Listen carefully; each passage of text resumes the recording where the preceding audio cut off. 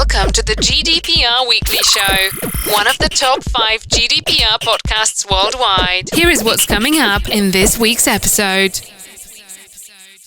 Welcome to episode 166 of the GDPR Weekly Show. And coming up in this week's episode, we have news that the proposed Facebook penalty by the Irish Data Protection Commission has been called laughable by data privacy campaigners. We then return to the UK, where footballers have launched action for reward for use of their data. We then learn that Microsoft has managed to stop the largest ever distributed denial of service DDoS attack. And then once again in the UK, we have a league table of local authority data breaches. We then travel to Oxford in the UK, where a Amazon Ring doorbell has been found to be breaching the Data Protection Act 2018. And remaining in the UK, we have news of a data breach affecting McDonalds restaurants. We then travel to India, where Acer India has had a data breach. And then back to London in the UK, where Imperial College has had a data breach. We then have news of a data breach at 3D printing company Thingiverse. And we then travel to Chesterfield in the UK, where Chesterfield Borough Council is facing legal action after a data breach. We then travel to the USA, where the wireless carrier Visible has had a data breach. And we also have an update on the data breach at Accenture. We then have a report of a survey that says that UK firms saw data breaches prevalent during the pandemic. And then, staying on the theme of the pandemic, we travel to Belgium, where the Belgian COVID-19 app has suffered a data breach. And then we travel to Lithuania, where journalists are mounting a campaign because they say that GDPR is being used to suppress the names of people guilty of corruption. We then return to the UK, where the British Computer Society has declared its view on the UK government data handling consultation, which we brought news to you of in episode 163 of the GDPR Weekly Show. And then to Germany, where the German Pirate Party is objecting to planned changes to Whois data for domain names. And then finally this week we travel back to the USA, where the Trademark Trial and Appeal Board has ruled that GDPR does not apply when corporate documents are released in the US courts. So as always, a wide range of articles for you this week. We hope you find the information in the articles useful and informative. If you have any feedback for us, please do email us at feedback@gdprweeklyshow.com. We do read every single piece of feedback we receive, and wherever possible we incorporate your suggestions for improvements into the show, but unfortunately due to the volume of feedback we receive, it's not always possible for us to respond to each piece of feedback individually. Want to ask GDPR questions live? Come and join our GDPR surgery on Clubhouse, Thursday, 4 p.m. UK time. If you listened to last week's episode of the GDPR Weekly Show, you'll know that we led on the story about the outage of Facebook, WhatsApp and Instagram. Well, Facebook find themselves as our first story again this week, but for a different reason. If you're a regular listener to the GDPR Weekly Show, you'll know that for quite some time now, the Irish Data Protection Commission, the DPC, has been investigating Facebook under GDPR to find if there's any evidence of breaches of GDPR within Facebook's operations. And it was known a few months ago that they had found things to be wrong at Facebook, and so they issued a draft proposal to fine Facebook $36 million.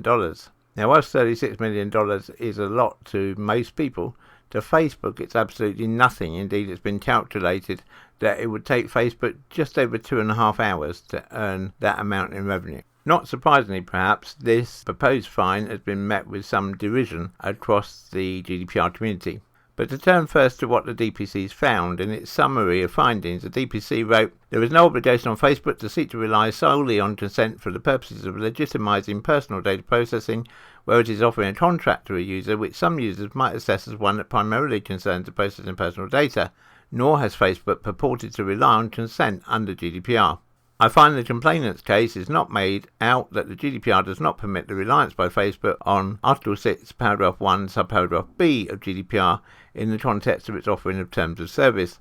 Now, this suggestion from the DPC, therefore, is that it's totally bona fide for Facebook to claim a legal right to process people's information for ad targeting because it's suggesting that users actually signed up for a contract that said, "deliver me some adverts." Yet at the same time, the DPC's draft decision does find that Facebook infringed GDPR transparency requirements, specifically Article 5, Paragraph 1, Subparagraph A, Article 12, Paragraph 1, and Article 13, Paragraph 1, Subparagraph C, meaning that users are unlikely to have understood they were signing up to a Facebook ad contract when they clicked "I agree" on Facebook's terms and conditions. So the difficulty here is that Facebook's public-facing marketing, which claims its service helps you to connect and share with the people in your life, appears to be missing a few critical details about the advertising contract it's actually asking you to enter into.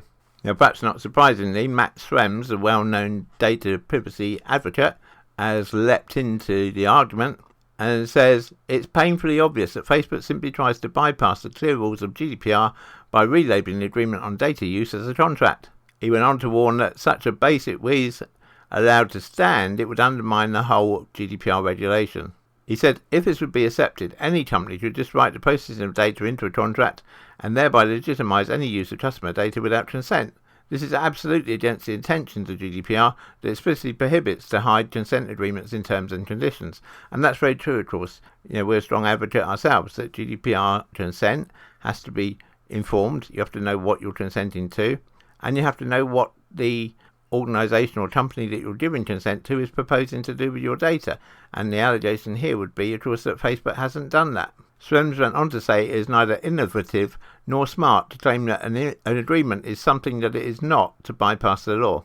Since Roman times, the courts have not accepted such relabelling of agreements. You can't bypass drug laws by simply writing white powder on a bill when you clearly sell cocaine. Only the Irish Data Protection Commission seems to fall for this trick. Of course, the whole decision could now be referred to the European Data Protection Board, and indeed that's what activists are pressing for, and there does seem to be some logic in that.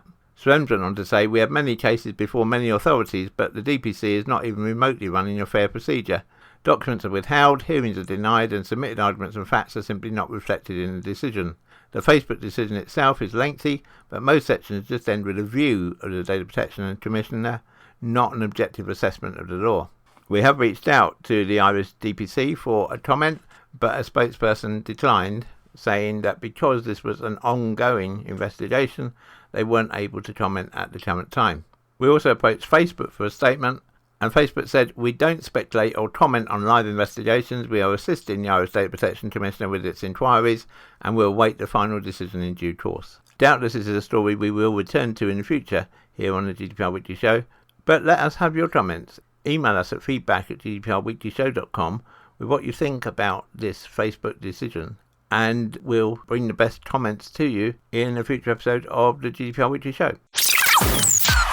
To the UK now, and hundreds of footballers, and for those of our listeners who are in the USA, that means soccer players, have threatened legal action against the data collection industry, which could change how information is handled. The action is being led by former Cardiff City, Leyton Orient and Yeovil Town manager Russell Slade, where he's representing 850 players who want compensation for the trading of their performance data over the past 6 years. They also want an annual fee from the companies for any future use. Letters before action have been sent to 17 big firms alleging data misuse. The data involved ranges from averages goals per game to the height of a player. However, Mr. Slade has previously expressed concern that sometimes the data is wrong.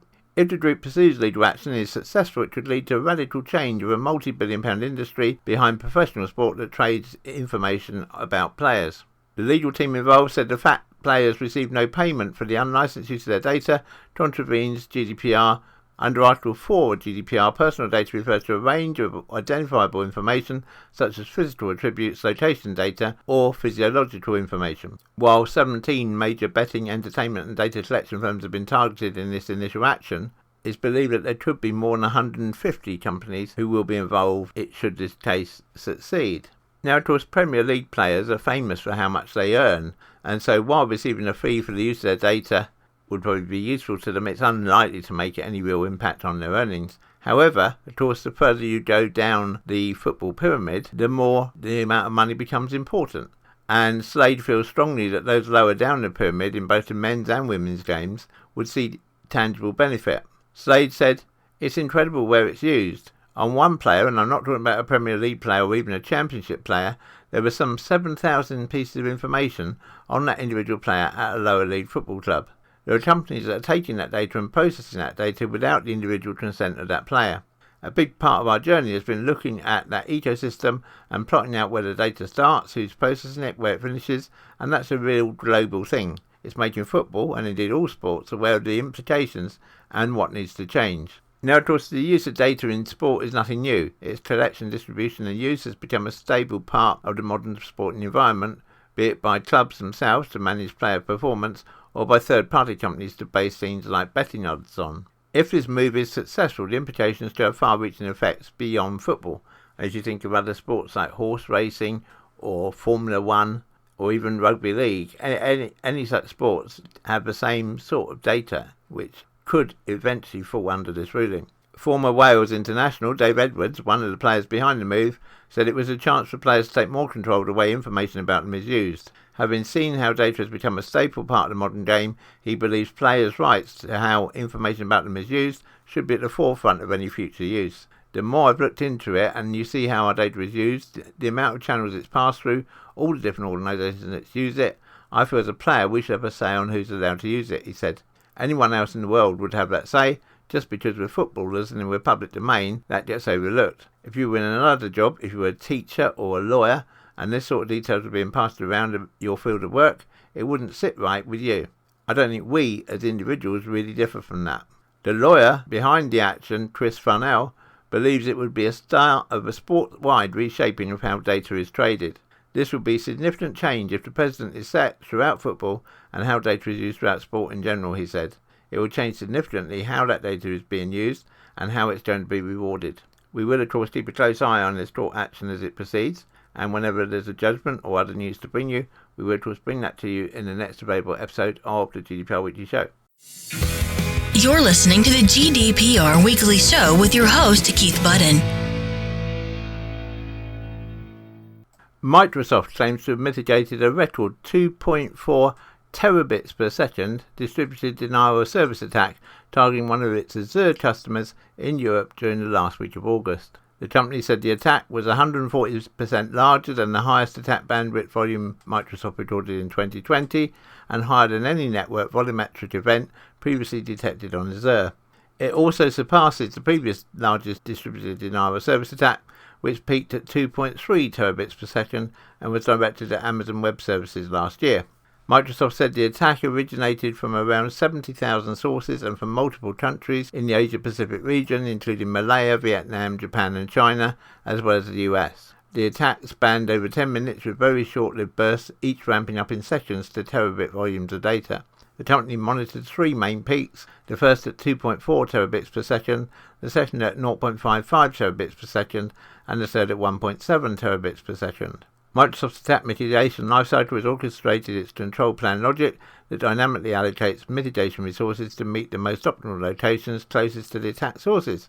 This meant that the attack traffic, which originated in the Asia Pacific region and the US, did not reach the customer region but was instead mitigated at source. Azer's distributed denial of service mitigation employs fast detection and mitigation of large attacks by continuously monitoring our infrastructure at many points across the network, said Amir Jahan, Senior Program Manager at Acer Networking.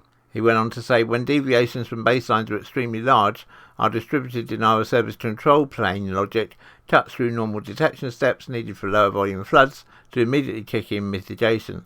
This ensures the fastest time to mitigation and prevents collateral damage from such large attacks. Dahan added that the customer did not suffer any impact or downtime, but if they'd been running their own data center instead of using Acer, they would most probably have incurred extensive financial damage as well as other intangible costs. A report from VPN Overview this week showed the number of data breaches reported by various local authorities across the UK, and it enabled it to form a league table of the 15 worst offenders in terms of breaches of GDPR. So in 15th place we had Cheshire East Council with 797 breaches. 14th place went to East Riding of Yorkshire Council with 844 breaches. 13th place went to Cambridgeshire County Council with 908 breaches. 12th place went to Surrey County Council with 952 breaches. 11th place went to West Sussex County Council with 966 breaches. And then coming into the top 10, in 10th place was Wiltshire Council with 1,028 breaches. 9th place was North Yorkshire County Council with 1,106 breaches. 8th place Suffolk County Council with 1,161 breaches. 7th place Oxfordshire County Council with 1,181 breaches. 6th place Norfolk County Council with 1,226 breaches. 5th place East Sussex County Council with 1,250 breaches. Fourth place, Warwickshire County Council with 1,252 breaches. And then the top three, third place to Lancashire County Council with 1,260 breaches. Second place to Gloucestershire County Council with 2,723 breaches. And the clear leader, and nothing to be proud of, for Hampshire County Council with 3,759 breaches. I think it's fair to say that all of those councils, but particularly the top three, have real room for improvement, and you'd hope that they are putting suitable training in place to reduce their number of breaches that they're going to report in the future. And if we're talking number of breaches and councils, it would only be fair to mention the lowest number. All of the lowest number of councils for reporting data breaches are based in Northern Ireland, which is interesting, because that would imply that something is different in the training of staff in Northern Ireland to the staff in the rest of the United Kingdom. Anyway, the four councils are in joint third place: Mid-Ulster District Council, Dungannon, and Derry City and Strabane District Council, both with 10 breaches. In second place, Mid and East Antrim Borough Council with 6 breaches. And in top place, and they can be very proud of themselves, I think, with only just 4 breaches, was Armagh City, Banbridge and Craigavon Borough Council. If you are from a council which has a large number of breaches and you'd like to improve your GDPR training, we would of course be absolutely delighted to help you. So please do reach out to us on the contact details that are coming up right now. Contact us on helpdesk@gdprweeklyshow.com. To Oxford in the UK now, and a judge at Oxford County Court has ruled that the Amazon Ring doorbell's ability to record sound more than 40 feet away is in violation of the UK Data Protection Act 2018. Many of you will know, of course, that Amazon Ring is a video doorbell which allows users to see, talk and record people who come to their doorsteps. Ring was acquired by Amazon for $1 billion in 2018. Now, of course, there have been concerns that Ring's products encroached on privacy before, particularly where the doorbell can see out onto the street. In this particular case involving Mary Fairhurst, she took her neighbour John Woodard to court after alleging that his many CCTV cameras, including an Amazon Ring doorbell camera, counted as harassment and a breach of the Data Protection Act 2018. Woodard had installed the camera on the neighbour's wall after claiming a criminal gang had tried to steal his car. The camera was pointed towards a communal car park and its access road. The ruling was in favour of Fairhurst because the camera could record audio from and pick up conversations more than 40 feet away. The extent of range to which these devices can capture audio is well beyond the range of video that they capture, and in my view cannot be said to be reasonable for the purpose for which the devices are used by the defendant, since the legitimate aim for which they are said to be used, namely crime prevention, could surely be achieved by something less, said Her Honour Judge Melissa Clark. For their part, Ring say that this ruling does not affect customers' ability to install and use their devices if they comply with applicable laws when setting up and using the device. A Ring spokesperson said, "We strongly encourage our customers to respect their neighbours' privacy and comply with any applicable laws when using their Ring product." It said there are features in all its devices to ensure that privacy, security and user control remain front and centre.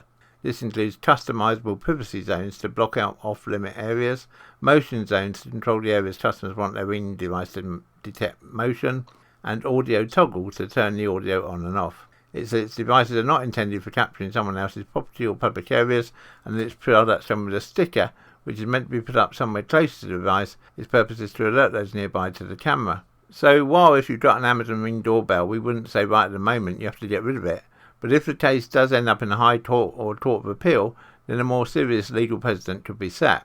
It's understood that Amazon have updated their product to provide better controls, but it's important that users use them. So if you do have a Ring camera or Ring doorbell, do make sure that you're not inadvertently listening in to conversations from your neighbours. If we do hear any more on this case, or if there is an appeal, we will of course bring you updates here on the GDPR Weekly Show. Want to ask GDPR questions live? Come and join our GDPR surgery on Clubhouse, Thursday, 4 p.m. UK time. Remaining in the UK, McDonalds made a bit of a gaffe when it informed customers who won the prize draw competition with more than they hoped after the burger chain emailed them login credentials for development and production databases used to power their campaign. The first person to report the blunder to McDonald's, startup founder Conor Gregg, said, "It's a bit weird," adding that code streams containing the credentials looked as if they'd been formatted into the email by accident.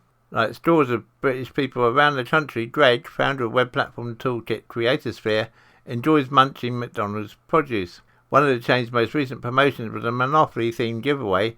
Diners collected tokens with their burgers and typed promotional codes printed on them into McDonald's website. McDonald's would then email them saying whether they'd won something or not. Lucky winners could pick up a range of goods and services, including a 6-month free subscription to Next Up Comedy, an upstart video streaming site. Dredd was rather surprised, therefore, to find a string of familiar-looking code included in a McDonald's email telling him about his free subscription.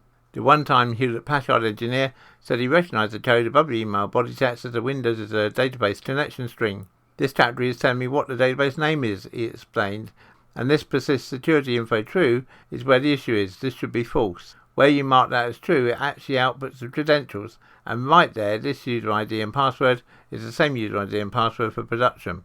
Alarmed by the implications, Greg tried to get in contact with McDonald's. He ran into immediate problems. The UK part of McDonald's doesn't have a security.txt file on its website. Similar to robot.txt's instructions with search engine crawlers, security.txt contains contact details so people finding security vulnerabilities can directly contact the company's information security department. So next he tried phoning McDonald's corporate headquarters, only, he said, to get through the recorded message telling him everyone was working from home. Next he emailed just under a dozen McDonald's UK email addresses he was able to find.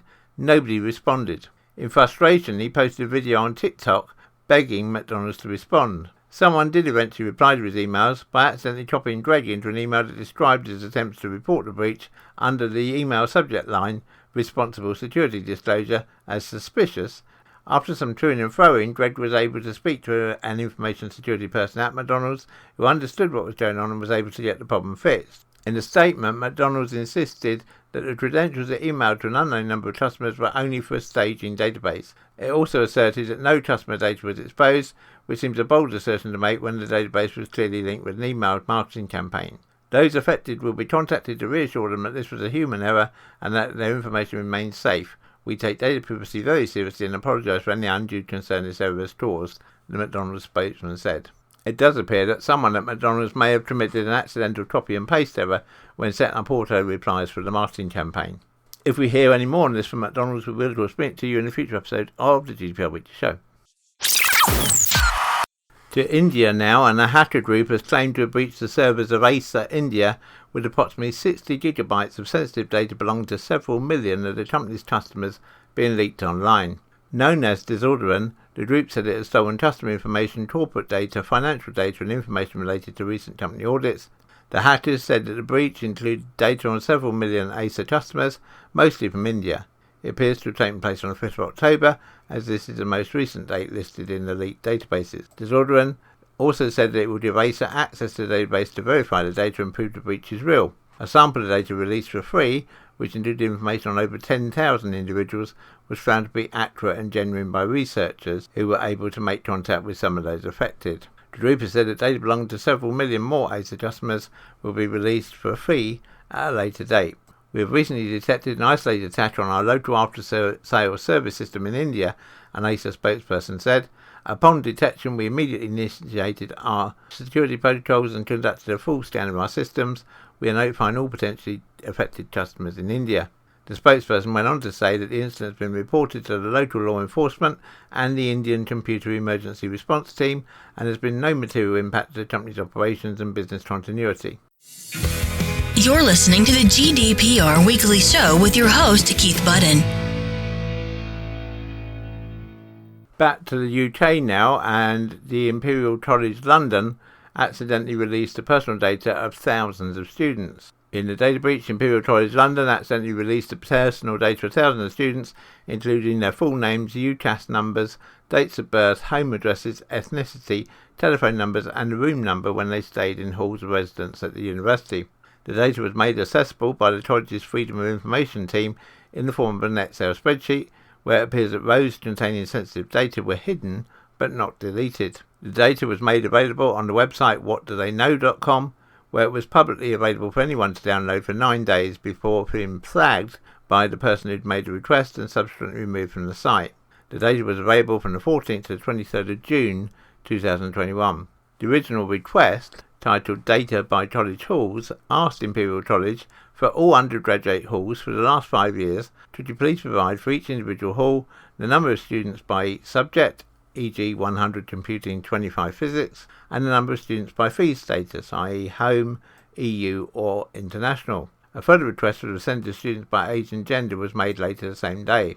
The person who made the original request described the mistakenly uploaded data as containing thousands of rows of student records, including full names, UCAS numbers, dates of birth, room numbers, home addresses, ethnicity and telephone numbers. When we approached the Imperial College, they declined to specify exactly what data was included in the breach or how many student details had been included.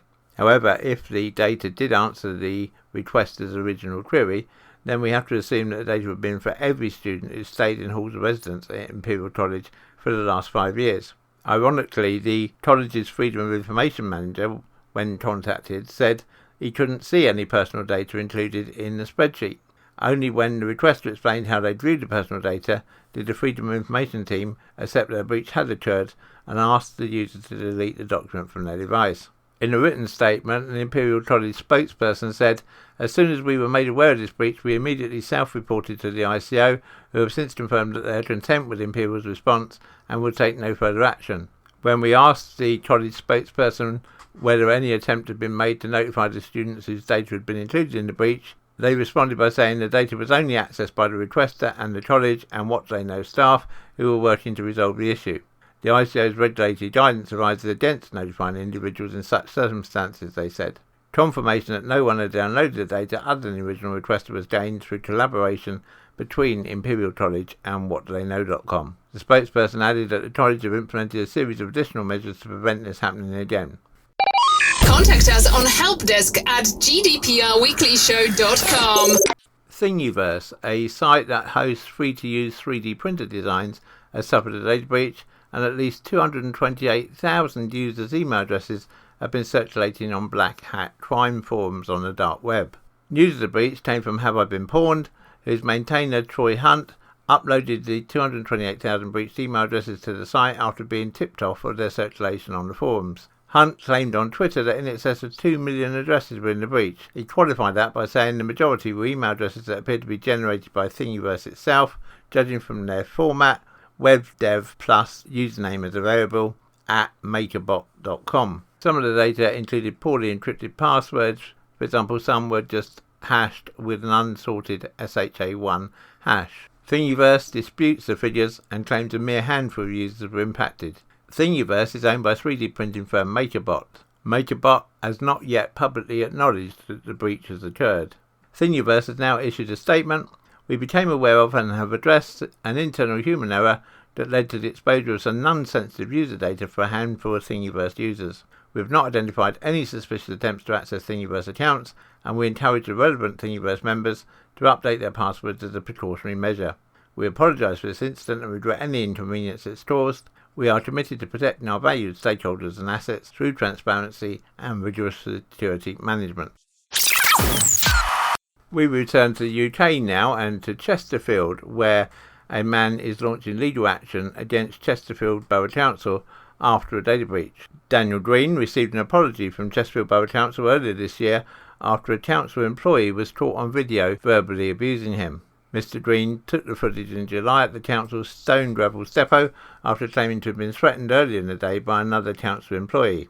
After asking repeatedly to speak to a manager, Mr. Green is sworn at twice by a member of staff behind a counter in the office. The council has apologised and says it does not condone this type of behaviour towards any member of the public. But when Mr. Green posted a video on the council depot incident on YouTube, he says staff breached his data in comments on the site. He said, "I think it's pathetic. We pay the council all this money in council tax, and this is the sort of service we get. A data breach is very serious. They've written to me, admitted the breach has taken place and apologised, but the way they've treated me throughout all this has been a joke. I've contacted the solicitor and they will be taking legal action against the council." A spokesperson for Chesterfield Borough Council said the council has offered a full apology to Mr. Green for the behaviour of our members of staff and the subsequent issues he's raised with regard to data protection. The council does not condone this type of behaviour towards any member of the public. We can also confirm that a full investigation into the behaviour and reaction of the council staff has now taken place and appropriate action has been taken. We have written to Mr. Green with regard to the data protection issue, advising him of his right to complain to the Information Commissioner should he wish to do so. We will fully and appropriately engage in any contact from the Information Commissioner, but we cannot comment any further at this stage. Contact us on helpdesk@gdprweeklyshow.com. to America now, and wireless carrier company Visible has confirmed reports of a data breach that gave hackers unauthorized access to customers' accounts and payment information, but some Visible customers say they're still waiting to get fraudulent charges reversed. Customers first reported the breach over last weekend after noticing emails from Visible saying that their email addresses, passwords and addresses had been changed, but they themselves hadn't initiated the action. Some customers even had unauthorized charges from Visible placed on their PayPal, debit or credit card accounts for costly purchases like an iPhone 12 or the latest iPhone 13 Pro Max that cost over $1,000. Several Visible customers said that they had been unable to reset their passwords because Visible's password reset feature appeared to be down, and any reset emails were going to the changed emails of the bad actors and not their personal emails. Visible, owned by Verizon, is an all-digital wireless carrier in the US. Visible is popular amongst users because of its price. For as low as $25 a month, Visible users get unlimited talk, text, data and mobile hotspots. Verizon is one of the largest wireless carriers in the US and services over 121.3 million wireless customers. Some customers have been upset about lack of communication from the company, saying they found out about the breach through conversations on the internet. Customers have also complained that the carrier has been slow to act once fraud is detected on their accounts and that it's still unable to access their accounts several days after the initial breach. Visible first released a statement on Twitter on Wednesday stating that the bad actors were able to access customers' usernames and passwords from an outside source. As soon as we were made aware of the issue, we immediately initiated a review and started deploying tools to mitigate the issue and enable additional controls to further protect our customers, a spokesperson for Visible said. If you use your Visible username and password across multiple accounts, including your bank or other financial accounts, we recommend updating your username and password with these other services. It's notable perhaps that Visible does not offer multi-factor authentication for its account. If we receive any further update from Visible or Verizon, we will of course bring it to you in a future episode of the GDPR Weekly Show. Accenture has confirmed that threat actors connected to the Lockbit ransomware group stole and leaked proprietary corporate data and breached customer systems. The disclosure was made on Friday in Accenture's required annual 10K report with the US Securities and Exchange Commission. The financial analysis includes a list of risk factors such as competing businesses or global economic conditions that could end up adversely impacting the company's stock price. Buried amongst that list of risks was discussion about how a data breach could impact Accenture's own business as well as that of its customers. During the fourth quarter of fiscal year 2021, we identified irregular activity in one of our environments, which included the extraction of proprietary information by a third party, some of which was made available to the public by the third party. In addition, our clients have experienced and may in the future experience breaches of systems and cloud-based services enabled by or provided by us, Accenture noted. To date, these incidents have not had a material impact on ours or our clients' operations. However, there is no reassurance that such impacts will not be material in the future, and such incidents have in the past. It's now known that the irregular activity described in the report was in fact the August breach of Accenture's internal network by hackers who were able to obtain some data. The hackers, who were operating the Lockbit ransomware as a service system, after failing to extract the requested ransom payment from Accenture, the hackers eventually dumped the data online. While Accenture has admitted that the attackers were able to get into its networks and access some corporate data, Accenture said no customer systems have been impacted. We immediately contained the matter and isolated the affected servers. We fully restored our affected systems from backups, as Accenture spokesman said. There was no impact on Accenture's operations or on our client systems. You're listening to the GDPR Weekly Show with your host, Keith Budden. Returning to the UK now, and according to a study from security company SecureAge Technology, which surveyed 200 employers and 400 employees from around the UK, the company found that 48% of businesses had experienced a data breach during the pandemic, and further 16% of employees suffered a personal cybersecurity incident during the same period. According to the report, part of the problem lies in inefficient employee training. Less than 50% of employers provide formal training on how to detect and handle phishing emails, how to set up a strong password, or how to protect sensitive information when working remotely. 2/3 of the employers said that they would be investing further in cybersecurity, with a third of this group saying they plan to increase their budgets by up to 50%. At the same time, 86% of employers have already started adopting new security measures. If you as a company have been affected during the pandemic by a data breach and you wish to update your training, then of course we'd be delighted to speak with you.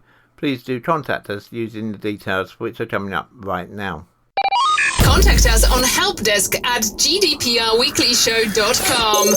To Belgium now, and Belgium's COVID-19 app that verifies coronavirus vaccinations has reported a data leak, just days before Brussels is set to require people to prove they've been jabbed in order to enter restaurants. A potential leak from the COVID Scan app may have exposed sensitive health data of 39,000 people, the country's data protection authority said in a press release. The app is used to read the QR codes, usually on a phone, that prove people have received a vaccine or have recently tested negative for the virus. From this Friday, the nation's capital will mandate that people need to show a COVID pass to enter bars, restaurants, sports clubs and hospitals. The measure aims to stoke the local economy and spur vaccination.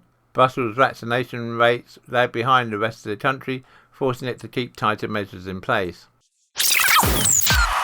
To Lithuania now, and the court in Lithuania has ruled that a newspaper breached GDPR rules by including names of people allegedly involved in corruption, setting a dangerous precedent for investigative journalism.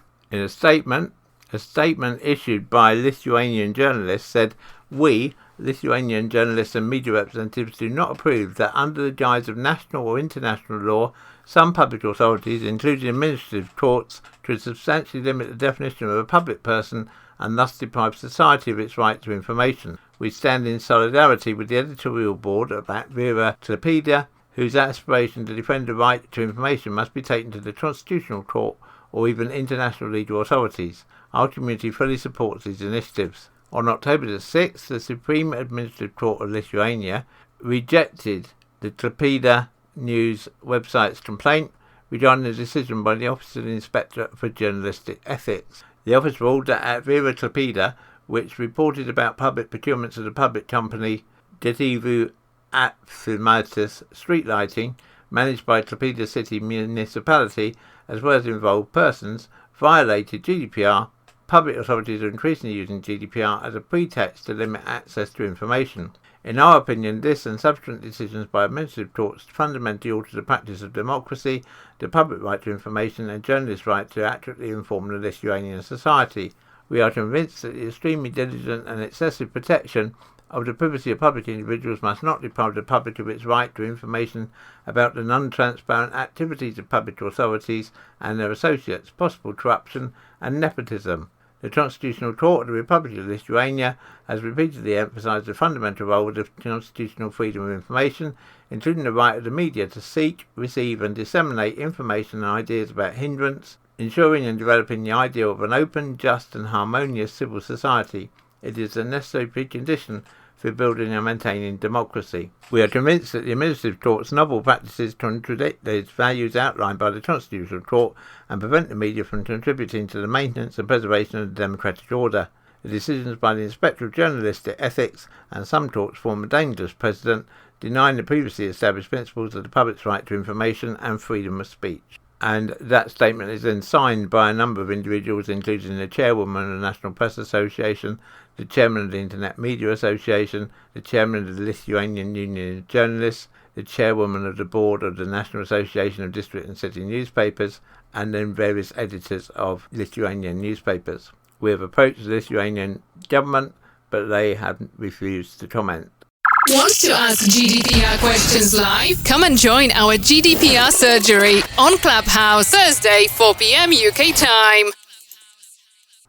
Back in episode 163 of the GDPR Weekly Show, we mentioned about the consultation which has been opened by the government and the Information Commissioner's Office into the future of data controls in the UK.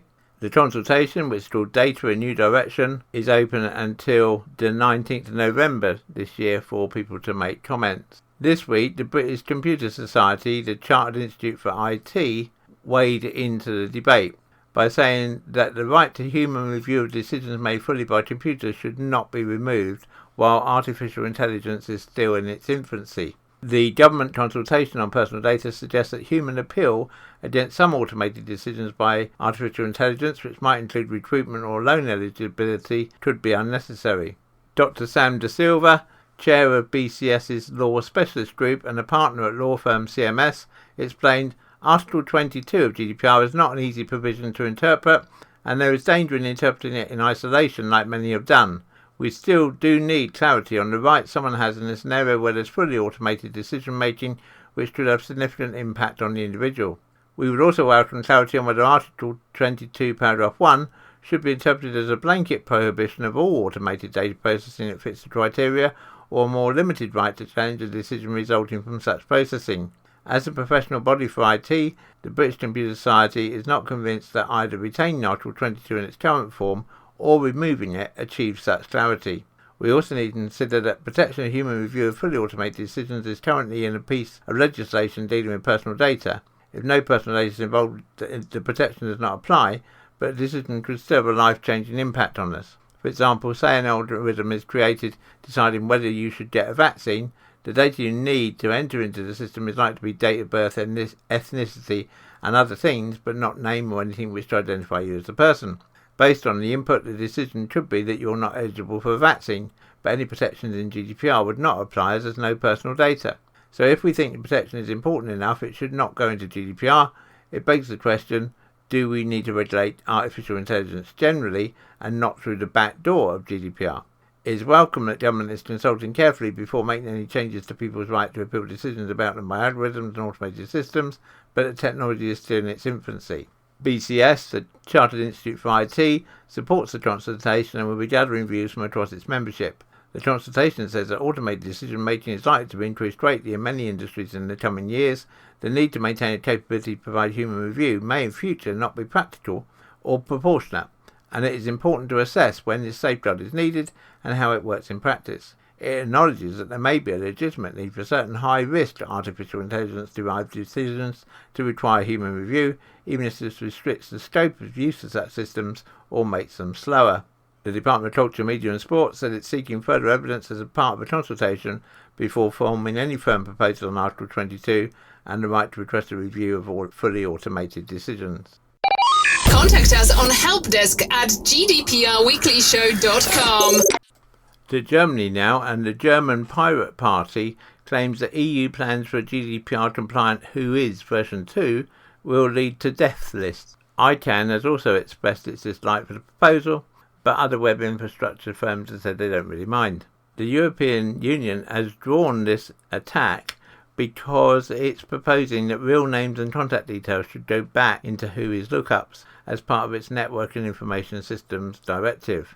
The EU's Commission's draft update to the directive has been slowly grinding through the bloc's bureaucracy, and this week German Pirate Party MEP Patrick Breyer declared it a big step towards abolishing anonymous publications and leaks on the internet. Why would this be so? Well, because the draft directive's explanatory memorandum says that domain registries will have to establish policies and procedures for the collection and maintenance of accurate, verified and complete registration data, as well as the prevention and correction of inaccurate registration data. However, this isn't the same thing as saying that there will be free publication of names and contact details. Currently, the draft text of Article 23 states Member States shall ensure that the TLD registries and the entities providing domain name registration services for the TLD publish without undue delay after the registration of a domain name, domain registration data which is not personal data. Until 2018, the norm was that people's data would be shown when you did a Whois lookup, but GDPR came into force, and gathering and publishing personal data online without registrants' explicit consent to publication was in breach of GDPR, and therefore the regulations caused the death of the protocol underpinning Whois. Now, however, the EU, having spent considerable time and effort defending its position, wants to mandate a GDPR-compliant form of Whois, something the Pirate Party's Breyer described as a license to create death lists, as well as carrying out data theft and loss, stalking and identity theft. Bizarrely, given the history, ICANN appears to disagree with the EU's move to restore the partial status quo. In a feedback note published on the EU Commission website during March 2021, ICANN's at-large advisory committee said the draft directive's plans for TLD registries were unworkable. Some or all of the registration data may never be stored by or even presented to the registrar. It will be held by a privacy or proxy provider. A proxy provider will not pass on either the name of the real registrant or their contact information. A privacy provider protects only the contact data, ICANN said. We're sure that this debate is going to rage on for a few months yet, so whenever there's an update, we'll bring it to you here on the GDPR Weekly Show. And we finish this week with news of a rare precedent set by the Trademark Trial and Appeal Board in the USA, which could have implications across Europe. In the rare precedent opinion, the Trademark Trial and Appeal Board, the TTAB, ruled that GDPR does not apply in board proceedings. This arose from a case between Chicago Mercantile Exchange, Inc. and International Exchange Holdings, Inc. This was a consolidated proceeding between those two organisations and brought before the Trademark Trial and Appeal Board. Chicago Mercantile Exchange sought to amend the board's standard protective order to allow in-house access to information and materials designated by Intercontinental Exchange Holdings, Inc. as confidential, attorney's eyes only, and asked the Trademark Trial and Appeal Board to find that GDPR does not apply in these proceedings. The board's SPO is automatically imposed in all inter-party proceedings. In order for the board to disturb their SPO, CME needed to show that protection of ICE's trade secrets will impair CME's prosecution of its claim. ICE asserted that CME failed to show good cause for modification of the SPO, and the board agreed. As an initial matter, CME failed to provide information sufficient for the board to determine in-house counsel's responsibilities, including whether those responsibilities included competitive decision-making, such as that disclosure to in-house counsel would competitively harm ICE. Secondly, CME failed to clearly demonstrate that there was a need for access to the highly sensitive competitive information to adequately prepare its case. Accordingly, the board denied CME's motion to amend the protective order. CME next raised the issue of whether ICE may redact names, email addresses and other information from documents and electronically stored information originating in the European Union prior to its production on the basis that GDPR requires such redaction. CME argued that because ICE waited more than 18 months to assert the objection should be waived, that CME will be severely prejudiced if ICE's objection stands, and that GDPR does not apply to inter-party board proceedings. Now, of course, you should remember that the board definition given to personal data in GDPR encompasses any information relating to an identified or identifiable person. In its decision, the Trademark Trial and Appeal Board, citing the 1987 Supreme Court case Société Nationale Industrielle Aérospatiale versus the US District Court, established that a foreign country's laws precluding disclosure of evidence in US courts and tribunals will generally not deprive those courts and tribunals of the power to order a party subject to that jurisdiction to produce evidence, even though the act of production may violate the foreign statute. Additionally, GDPR does not per se bar disclosure of protected data in litigation, and even provides data transfers where the transfer is necessary for the establishment, exercise or defence of legal claims. Assessing the withheld information in accordance with factors established in Société Nationale, the board determined that ICE is sufficiently protected under the SPO and rejected the argument that GDPR requires ICE to redact relevant business records. Contact us on helpdesk@gdprweeklyshow.com. The GDPR Weekly Show is an Insurity production. Until next time, bye-bye.